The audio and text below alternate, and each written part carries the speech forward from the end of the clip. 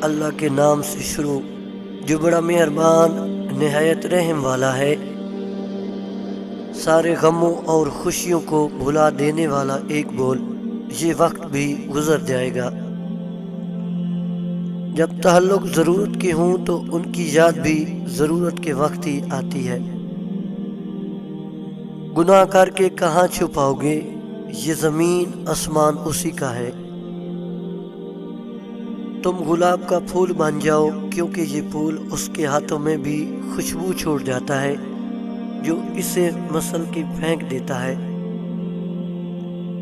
ہم زندگی کے اس دور سے گزر رہے ہیں جہاں اپنے تو ملتے ہیں مگر ان میں اپنا پن نظر نہیں آتا۔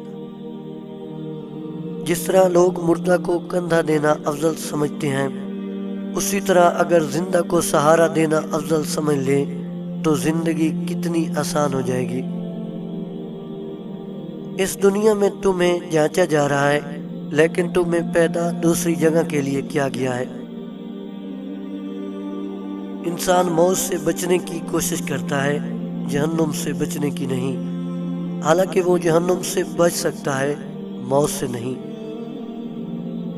ہمارا رب تو وہی ہے جو آسمان زمین کا رب ہے۔ ناممکن ہے کہ ہم اس کے سوا کسی اور معبود کو پکاریں۔ اگر ایسا کیا تو ہم نے نہایت ہی غلط بات کہی۔ ماں باپ کے ساتھ نیکی واجب لازم ہے، چاہے وہ مشرک کافر کیوں نہ ہوں۔ جو شخص لوگوں کے وہ عیب بیان کرے جو ان میں ہیں، تو لوگ اس کے وہ عیب بیان کریں گے جو اس میں نہیں ہیں۔ توبہ کی مہلت ملنا بھی اللہ کا ایک بڑا احسان ہے۔ کسی کے وقت پر ہنسنے کی غلطی نہ کرنا، یہ وہ وقت ہے جو چہرے یاد رکھتا ہے۔ جناب رسول پاک صلی اللہ علیہ وآلہ وسلم نے فرمایا، کم سے کم قرض لو تاکہ آزاد زندگی گزار سکو۔